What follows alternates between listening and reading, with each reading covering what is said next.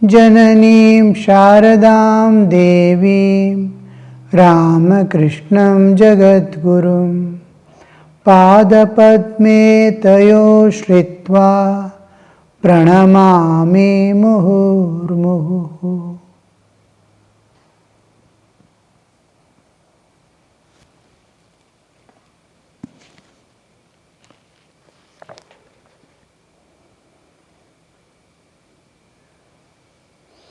Sri Ramakrishna is telling the actor, you must practice tapasya. Only then you can attain the goal. It will avail you nothing even if you learn the texts of the scriptures by heart. You cannot become intoxicated by merely saying Siddhi, Siddhi over and over again. You must swallow some. The important discipline of tapasya. Tapasya is not exactly the austerities we commonly think of, going into a cave, sitting without food and water. All these are torturing the body. There are some torturing the mind, torturing the senses. All these. But the actual tapasya is to have a thorough control over the mind. Whatever mind says, we try to fulfill. Mind wants something to be done by now, by me, I surrender. I want to eat something. I want somehow, mind makes it possible, I will eat it. Can I eat something else in its place other than what I like? Now I want to eat a sweet meat. Now I will tell, why you want sweet meat? Because mind is under the sway of vasanas. There are good vasanas. We create certain spiritual vasanas. That's why we say, let it not become a disease. Do austerities, but let it not become a disease. It will catch you. I want to meditate. Let it not become a... can you change any moment, can you sit and meditate? Now you want to read Bhagavad Gita. Can you remain without reading Bhagavad Gita? Can you change it to some other time and do some other work now? That authority over mind. At will, I must be able to utilize my mind. Most important thing is, how can I fix my mind at the feet of God? And while working, while attending to all the duties of life, people will be talking. Can you do the japa? When people are busy making sound and all that, can you be making sound and doing japa? Can you be singing a song and doing japa? Can you be talking with others, gossiping on the world and doing japa? Can you be thinking of the scriptures or doing worship? Constantly be able to be internally united with the divine. External thing doesn't matter. What is the internal state we are passing through? So, how we are going to do is, when others are talking, you must be able to do japa. When you are talking also, you must be able to do japa. When whatever be the condition, that is, whatever, now you want to see television or something, tell mind, why do you want to waste that time? Can you read Bhagavad Gita now? Life is so precious, every moment is precious. Now I want to sit for meditation. And there is work outside. And can I shift this to some other time and dedicate my life to service of others? I choose midnight today and run about and serve the people now. So that much of control over mind. Whatever mind is saying or wanting to do, I want it to do otherwise. So that this is slowly generating control over the. Then second thing is a perfectly disciplined life. Perfectly disciplined life. Life according to a definite rhythm it must go. Time is most important because time management, because we are associated with work in the world. We are going to work in the world. We have duties to perform. Each one has his own duties. A householder has his own duties. A working office person has his own duties. A manager, a person who is owning a factory, he has his own duties. A sannyasi has his own duties. A brahmachari has his own duties. A vanaprastha has his own duties. All have their duties to perform. Krishna says, you cannot live even for a moment without work. Kshanamapi. Your life will not go, Jivana Yatra will not go even for a second without working. Even a sannyasi has to go from door to door begging for food. So this work is inevitable, and how will you manage the time factor with your spiritual studies, spiritual sadhana, practices, and trying to convert the secular into spiritual, spiritualizing every act of day-to-day life. How are you going to manage this? That is total disciplined life. Disciplined life it should not become a disease. Now I decide 8 o'clock in the morning I will be free after food, I will sit for meditation. Yes, every day I sit for meditation. There is some emergency, some other thing. Somebody is coming and requesting me to do some work. Do I get angry? Do I get affected by it? Do I feel hurt inside? It has become a disease. Now it is entering into monotony. It should not become. With joy and zeal, you will be doing meditation with the same joy. Now, this is called rhythm of sadhana. You will find the alternative time.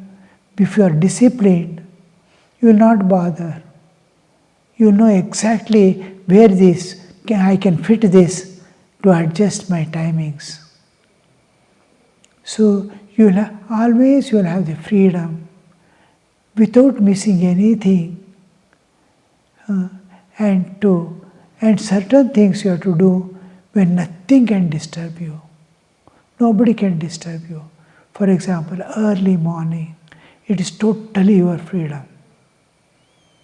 So that freedom. Suppose you have to get up now, kitchen in charge. They have to go to the kitchen, especially in large monasteries. They must be there at 4 o'clock, beginning their morning tiffin preparation. Puja, 4:30, 4 o'clock, they must be ready, going to the temple to give the early morning offerings. He cannot say morning, I will sit for meditation. He has to get up still earlier and finish his spiritual practices, many things. And then that period is supported by the free period after the cooking is over, after the puja is over, that time you can take rest. So it is the rhythm is not missed. The rhythm is perfectly going on. All this come under the tapasya. And a part of the tapasya is to see divine everywhere. We forget our God is in my heart alone and temple alone. In pictures and this one. Is there in scripture? No. He is everywhere. So this limitation is broken and seeing divine in everyone, seeing divine everywhere, taking every event as will of God. So many shocks come in life, many things happen. A person, healthy person, you will see overnight his kidney has failed, his breathing has become abnormal, he has acquired some disease. What sadhana will you do? The sadhana should not stop by the conditions of body. So all these come under the... Can you see divine in others? Can you love them? Can you be free with them? Can you have intimacy with them? And do your spiritual practices. Inner, in tapasya, what are you going to acquire? Inner link with the divine. Inner awareness, outer awareness. Now outer awareness is entirely different from inner awareness. They are not contradictory. They are complementary to each other. Most of the sadhakas think external world is a problem, internal world alone is the real. But it is not so. One is pervading the... You have made the inner and outer. In nature it is not there. What is within your body, you are calling. Same thing is in the other's body also. Same thing is there all other places also. You have identified with body and making a demarcation, inner and outer. In reality, it is not there. You have to transcend this limitation. Slowly emerge out of this inner and outer. Because it is body identity, inner and outer. So the outer is as much inner and inner is as much outer. The inner and outer, this differentiation goes off with respect to our spiritual identity. Another thing what we do is the inner awareness and external awareness. If inner awareness is filled with divine, body and mind can be given totally to serve others. It will be dancing and playing. Now you can see him playing in the playground. But his inner awareness is filled with divine. He is not touched by any of his words, any of feelings he expresses, or any of the acts that he performs. Because external body is as if separated from the inner. This inner awareness of divine develops through tapas. One of the important aspects of tapas is you are filling yourself from within so that external body-mind complex is free to work in the world. The two aspects of God, world as God and God as God. God as God is all-pervading and beyond. Outer world as God is where I am identified with my bodily existence as long as I am bodily existence. And in waking state, I might be spiritually awakened. But yet, when I am in bodily consciousness, there is outer world is God. He sees everything as divine. Nothing to hate, nothing to dislike, nothing to hold, nothing, everything is divine. So, tapas is meant for all these developments that makes you totally free and independent of even your own bodily existence, independent to be united with God at all times. Otherwise, something or other holding.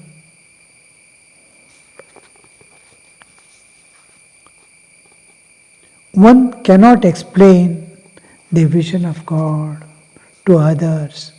One cannot explain conjugal happiness to a child 5 years old. What a beautiful comparison you see. Cannot be what is vision of God? Many people feel and ask, what exactly do you see in? It can never be.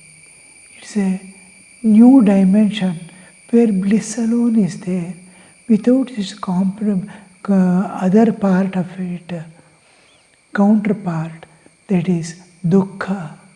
Dukkha is totally pain, suffering, doubts, suspicion, all this mental is transcending mind as if. Totally erased. Mind is not there, which decides good and bad, right and wrong. Even during spiritual practices, there will be mind. This mind is always under the sway of vasanas. That mind dissolves. And then pure bliss is experienced by the heart, independent of the whole bodily existence. What that bliss can be? It is indriya atita. It is manas and indriya atita. Vangmana atita. It cannot be explained, cannot be known, cannot be told, cannot be conveyed, cannot be made to experience. But wonderful world he enters into. And visions that you get also can never be compared with anything of this world, because this material world seen through the physical eyes. We have spiritual eyes and spiritual world to see. That cannot be compared to, will it look like this most beautiful thing in this world, be it a flower or a person or an object or a scene, natural scene. Nothing can be compared to the vision of the spiritual dimensions. So this is the vast difference we see. So it cannot be told, nor conveyed, nor be made to experience. Actor. How does one realize Atman? How does one realize Atman? Just then, Rakal was about to take his meal in the master's room. The later Swami Brahmananda, he hesitated at the sight of so many people. During those days, Master looked upon Rakal as Gopala and on himself as Mother Yashoda. What all things you see. Because of how the God participate in the life of Bhakta. Except Sri Ramakrishna, nobody knows he is a playmate of Krishna in his past incarnation. And only Sri Ramakrishna. Now, the same what the Gopala, a covered boy looking after the cows, how he would have been in Vrindavan or in the company of Sri Krishna. How his mother, just like for Krishna, his mother Yashoda, how she looked upon Gopa and her son. Similarly, Rakal had in his past life has his mother a gopi's son. It is equal to the gopis will look upon their children just like Yashoda looked upon Sri Krishna. Same attitude he is expressing here. What he has experienced in his last life, to awaken his consciousness to that. When the same atmosphere comes, even after the first spiritual experience, the spiritual awakening, usually one or two, because he is separate, totally separated from the bodily existence. Brahma Granthi breaks with the spiritual awakening. After that, he is an entirely a person. This new bodily identity has gone away, and he is the person, the entity which was there in the previous birth and before those births. What was he? Inside the body, identifying with body, is now, it is that substance is here and it is he. So usually at least one or two past lives come to mind, but there must be a reminder. Without reminder, it will not come. With reminder also, it will not come if you are not spiritually awakened, because you are a body of this life. Now, after spiritual awakening, you are the soul of past life. You are not the bodily existence of this life. So in past, now, but somewhere you are going, suddenly you see a tree, suddenly you see a house. Immediately, oh, I was here. This was my past life. Slowly he moves. Oh, on this tree, I used to climb and jump. He goes inside and says, oh, same house, still here. So some suggestion, a glimpse or a photograph, something immediately reminds him of the whole past life. Something is reminder must be there. So Sri Ramakrishna is giving that reminder to him. You are the coward boy of Vrindavan, who was playmate of Sri Krishna. He cannot tell. Very difficult to tell. And what would be the consequences, we do not know. Sri Ramakrishna tells others, say that he will never know. After, so a few people come to know from Sri Ramakrishna that he was a playmate of Krishna. Just never tell him nor let him not know. The moment he identifies with that past life, he will leave this body. Same thing happens in the end. Somebody sings a song which makes him totally remind, and after that no more talks. He leaves his body in silence for some time, a day or two. So he is keeping Rakhal with him and treating him as Krishna and himself as Yashoda, master to Rakhal. Because so many people, conversation is going on, so many people are sitting in the, Sri Ramakrishna wants him to take his food there. He is hesitating. All are saying, I alone am going to eat now. Sri Ramakrishna said, why did not you take your meal from the kitchen?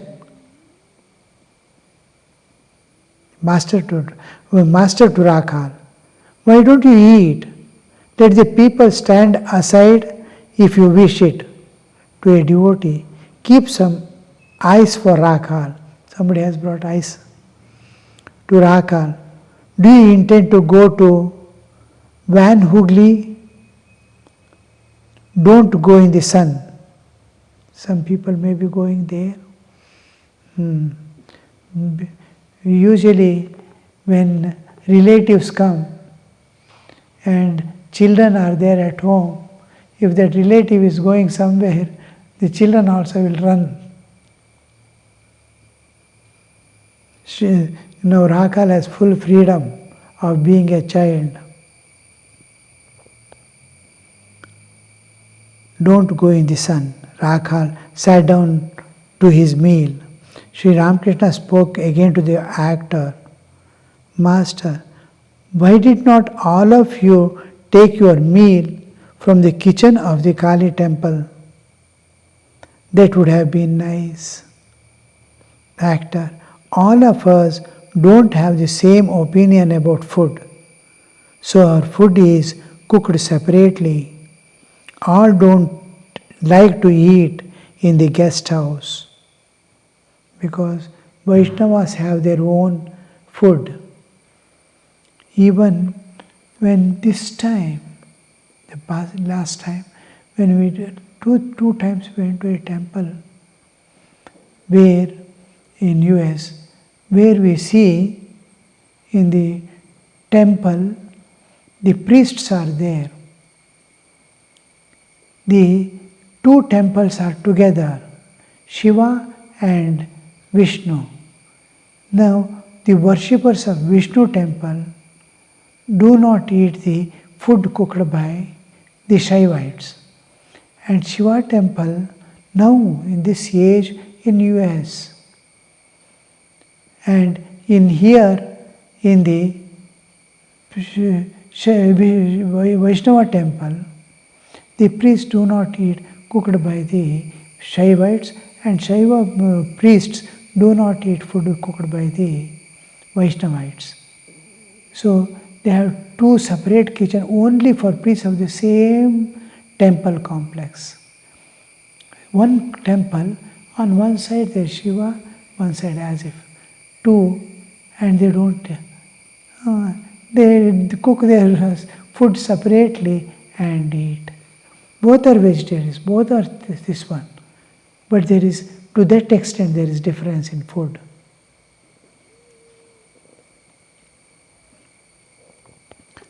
Om Shanti Shanti Shanti Harihi Om Tat Sat Shri Ramakrishna Arpanamastu.